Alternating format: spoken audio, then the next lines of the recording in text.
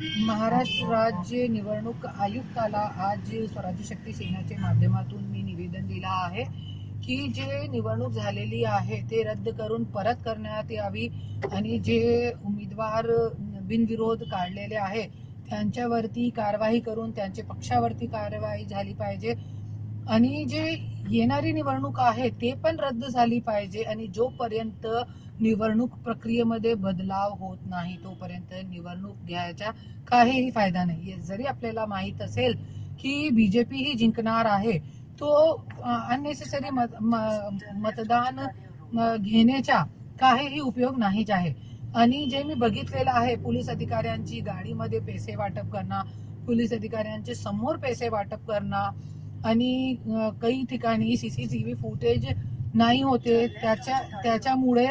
त्याच्यामुळे आज बोगस मतदान त्या केंद्रावर झालेले आहे काही ठिकाणी। आणि जे मशिनीच्या नंबर जे इलेक्शन अधिकारी आपल्याला अगोदर देतात काही ठिकाणी मशीने पण बदलली गेलेली आहे।